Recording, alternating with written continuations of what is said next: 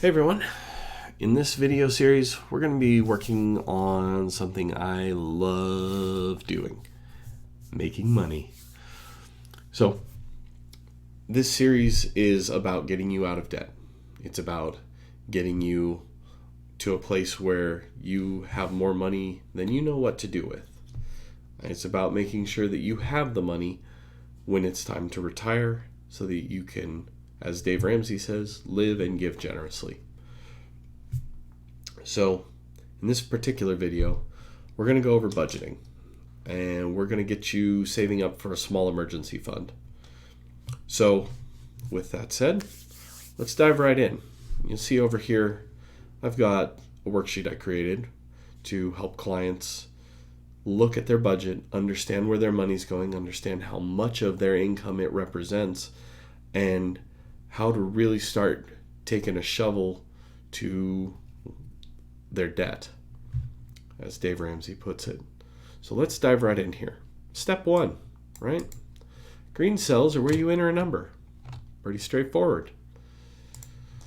I sit across the table from my clients and I walk them through this, and I'm sitting here walking you through it. Same thing, you're getting free consultation. Let's assume, for the sake of this discussion, that you have an income between you and your spouse, because we're going to assume this is a 4-person family, husband, wife, wife, whatever, and 2 kids. Let's say the household income, because you're married and because you share income, because that's what the law says. So even though you might keep separate bank accounts, guess what? It's all still one anyway, really. So stop hiding money from each other, okay? So let's say your household income, gross, pre-tax, is $120,000. You're doing pretty well, unless you live in New York or San Francisco. But outside of those areas, you're doing pretty well. Let's dive right into where your money's going. So this is where you build your budget. Along this side, I've included some template ideas for where your money could go. These are things I think generally apply to most people, and you figure out from this how to stop hemorrhaging all of this. So let's start with your mortgage or your rent, whatever it is. Let's assume that you aren't house poor for the sake of this discussion. And by house poor, I mean you have a house that takes up so much of your income that you feel like you are poor even though you live in a nice home. I've been there. I lived in a $400,000 home in LA, making about $65,000 a year. Those numbers don't work real well for long, I can tell you with certainty. So let's assume for a moment you have a mortgage, and mortgage should include your PMI if you have it, obviously the mortgage itself, property tax. If you want to include your homeowner's insurance in there, you can. I've obviously put a place for it to live. If you don't, and that's fine, you choose. Ultimately though, what's important is when you enter this number, let's say you got a modest home. You've got a mortgage of $1,800 a month. That this number right here remains under 25%. If you're over 25%, you are almost certainly going to be house poor, because what's left over is not a lot, and you're going to feel the pinch. In fact, you probably are. That's why you're here watching this video. So let's continue. Oh, and one other piece of information. This is just a simple multiplication of 12 for whatever's in this column. So $1,800 a month, that's $21,600 a year. And every single line item in here will calculate out to include the percentage of your income that line item represents. So you'll see where all your money's going. You will see where all your money's going. let's say your water bill is $45. And propane, natural gas, heating oil, whatever. Let's say that's also about $50. Electricity, I don't know, 150? I don't know where you live. I don't know what your climate's like. I don't know how much you run the AC or the heater. Hopefully you have a competitive electric market, and if not, I'm sorry. Trash, I don't know. I think most markets run somewhere around $50 a month, give or take $10-20. This is your emergency fund. This is where we're going to start making magic happen. I want you to get to $1,000 as quickly as possible. That is what Dave Ramsey teaches. I think it's really smart. I don't think you have to go in excess of $1,000. I think once you get to $1,000, you treat it as a revolving $1,000. As emergencies come up, you draw down from that. When that dips below $1,000, you focus everything on getting that back up above $1,000 as quickly as possible. You should be panicked. You should be stressed that you don't have $1,000 in savings when that dips below. So I'm going to say, let's go aggressive at this for the moment. $250 a month. Yeah, this shows at the end of a year you'd have $1,000, but you only need to do it to $1,000. So 4 months. Get there in 4 months. Whatever your specific situation is, we can talk. Send me a message. We can work through this. Fuel. Everybody's got it. Well, not everybody, but most of the country drives. Most of the world has self-transportation. Most of the world that's going to be watching this video has self-transportation. Let's say you're running as a family of 4, $200 a month in gas. You, your spouse, and driving your 2 kids to soccer practice, baseball, basketball, football, whatever, band. Car maintenance. Guess what? For now, this is going to be zero because your emergency fund is capturing this. So for right now, keep that number 0. Tolls. I hope you don't live in an area with tolls. For this exercise, we're going to assume you don't, because 120,000 is not going to go far in New York or New Jersey probably, or I don't know, San Francisco. So 0 for now. Groceries? Everybody thinks they're so reasonable when they go to the grocery store. Very few people are. When I first started this exercise, I put in that number because I thought, there's no way I spend more than $300 a month in groceries. That was the real number. That was the real number. Yeah, don't do this. This is bad. That's bad. Unless you're feeding like 6 or 7 mouths at home, that's bad. Especially on this income. Look how much. That's 6% of your gross income goes to buying the cheapest form of food you can get. It's crazy. Well, my 6%, well, I didn't make $120,000. That would be nice. But 6%, it's insane. Yeah, my percentage was even higher. Anyway, so let's get this down. Let's put it to $400. It's still 4% of your gross income. But we'll make it work.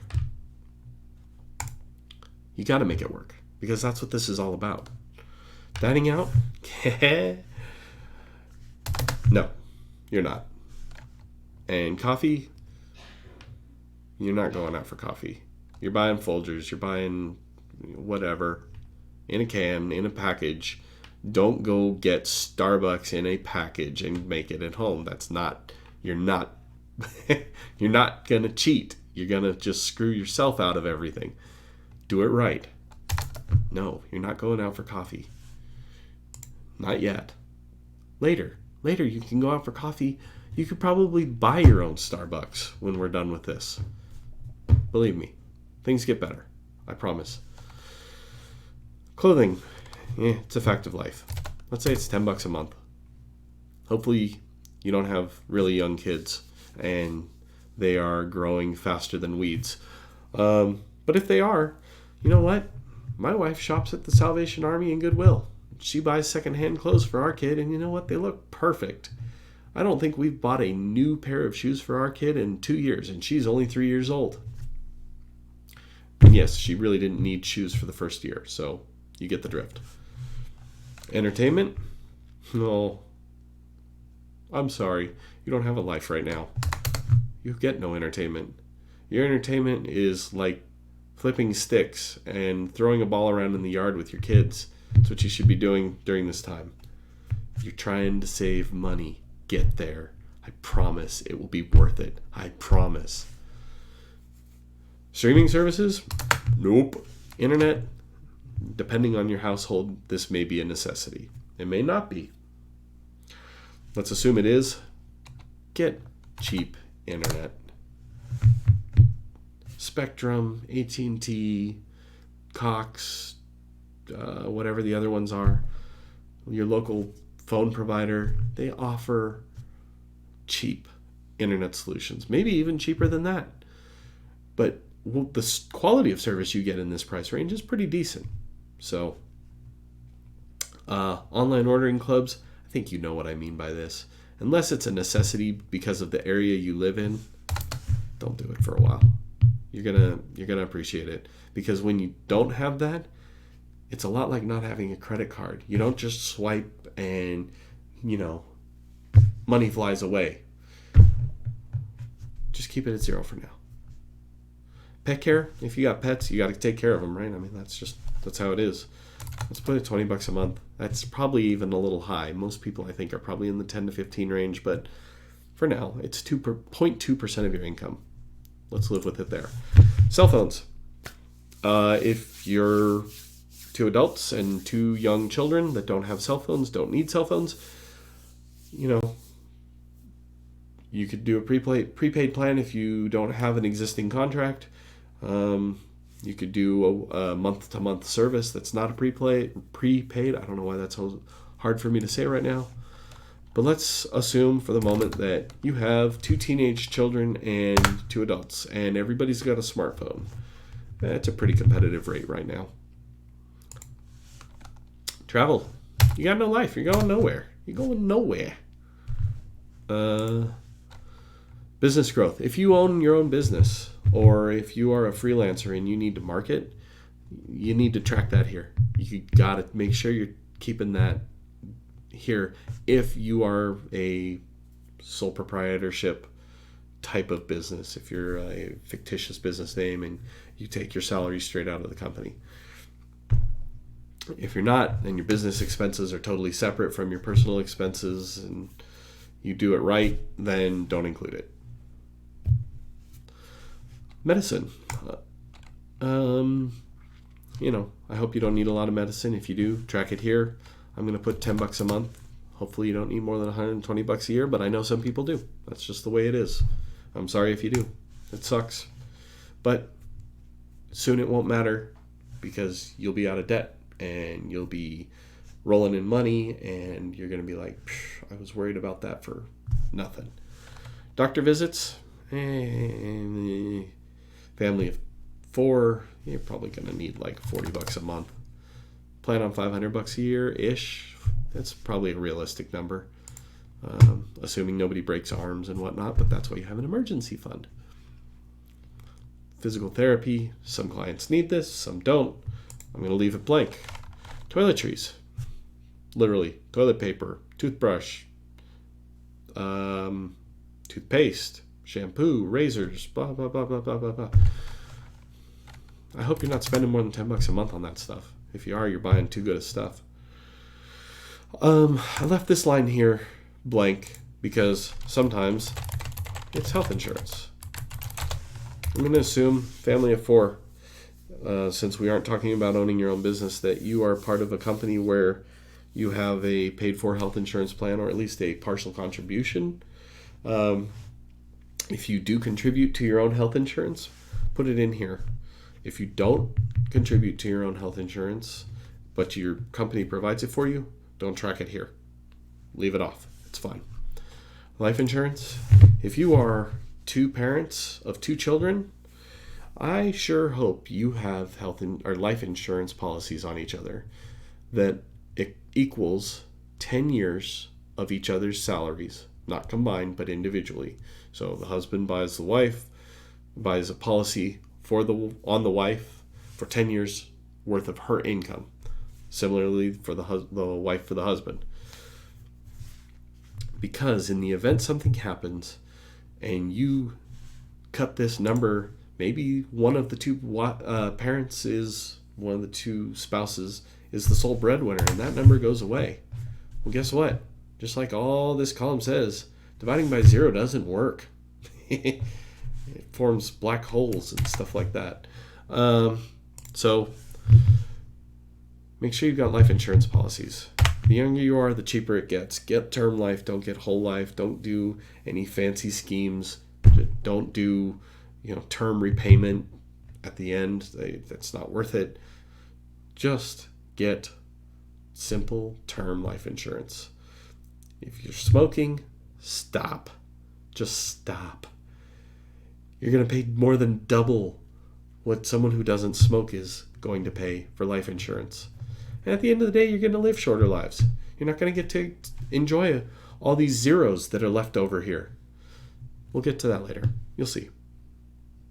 Life insurance, 2 people in their 30s, shouldn't be more than that a month for both policies combined. Okay, auto insurance. I don't know. I hope you're not driving too expensive a car, but you probably are, because that's why you're watching this. You're trying to figure out how to get out of debt, trying to figure out what have I done to get me so far in the hole that I don't even see daylight anymore. So let's just keep working through this then. Auto insurance is going to be expensive, I have a feeling. You're probably paying $250 a month. Yeah, look at that. 2.5% of your income is going to pay for cars that you can't afford. In the event something happens to them, that's the real kicker. You're hoping this money's throwaway. I know I do. Homeowners insurance, I don't know, you're probably $150, let's say $125 a month. $1,500. I think most suburban families probably pay somewhere around there unless they're living, house poor. And a house poor, by the way, is if this number right here goes over 25%. You're probably house poor if it does. So here we come. Here's the fun topic. Debt. Let's work through your debt. So, medical debt, car payments, student loans, back taxes, maybe it's upfront taxes, whatever it is. You got to plan for it. Let's say you got, $5,000 in medical debt, and you're paying, I got to do the math on that real quick. Let's just bring this over here out of your way.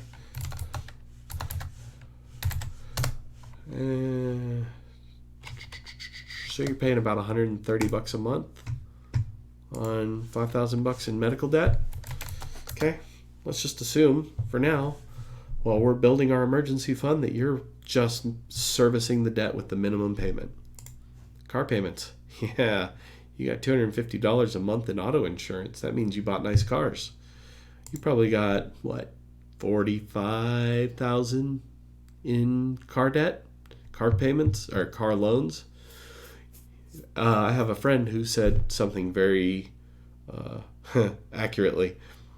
She bought a used car, and she showed up at work in her used car, her nice used car. It's a classic car. And she said, yeah, I am the proud owner of a debt to the bank, or a loan to the bank. She doesn't own the car. She gets to drive it. The bank lets her drive it. The bank lets you drive your car, but they own it. And until this number gets to 0, it's going to be that way. So right now, let's say you're, $1,200 a month servicing the debt on your car alone? Whew. Sorry, I've been there too. I had $37,000 in car debt at one point on 2 cars. Both of them used. Yeah, wasn't smart. Student loans. This is the killer.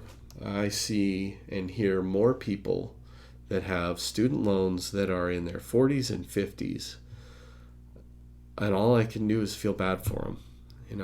I'm not here to judge you for it.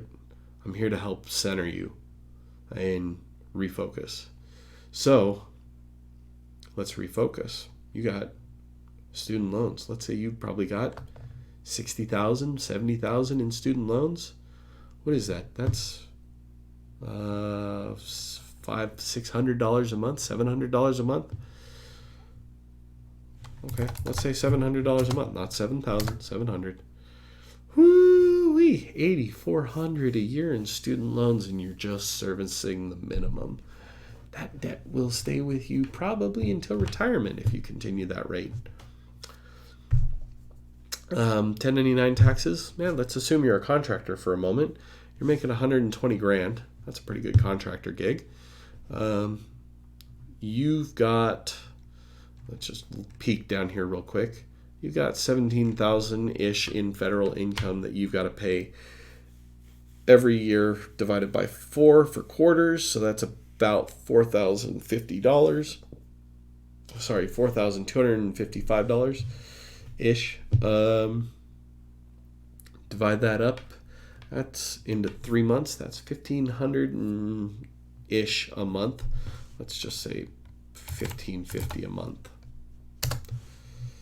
Yeah, that's a little high. Let's just bring that number down. $1,520 a month. 15. No, it's below 15. $1,480 a month. It's close. Sure, close enough. That leaves you with $673 at the end of the month. But you know what? You're probably blowing all of that right here. And that's leaving you negative at the end of each month. And you're going, but I make $120,000 a year, or whatever it is you make. Why am I broke all the time? Well, that's why. Because you're doing this. You're going out for dinner twice a week. Twice a week. A family of 4 going out for dinner twice a week. Unless you're going to like Golden Corral, you're not getting out of there for under $100. It just doesn't happen. So you're going $200 a week, and there's 4.33 weeks in a month. You're probably over that. You're probably way over that, let's be honest. Because you order a glass of wine or a beer, and that just, man, it's like watching inflation.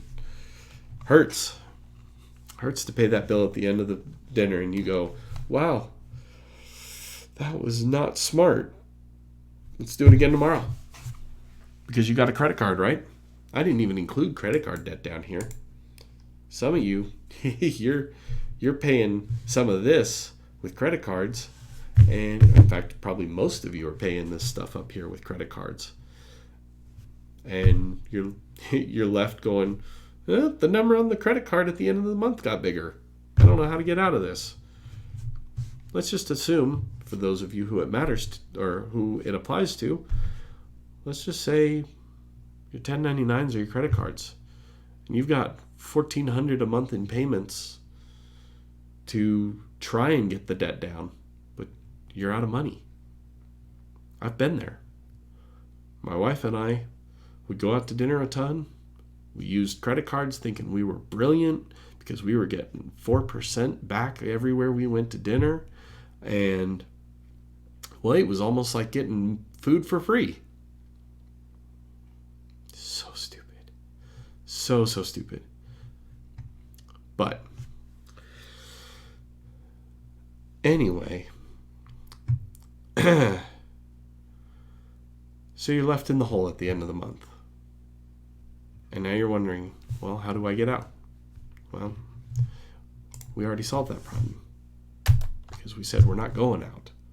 And because we're not going out, we don't have to get out. Because now we're ahead of the game. Because now you're playing smart. And because now you've got a mission ahead of you that you yourself already believe in. You're going to get out of debt. You're going to start saving for the future. You're going to make sure your kids are protected. And you are going to enjoy a healthy retirement. And we'll pick up at the next video where we talk about what take-home pay will look like after you've got your emergency fund established. We'll talk about what potential retirement will look like. It's a nice little motivator when you start seeing those numbers add up. But we'll talk about essentially what Dave Ramsey calls baby step 2. We're going to start the debt snowball. Hope to see you next time. Make sure you like and subscribe. I'll be putting more videos up real soon.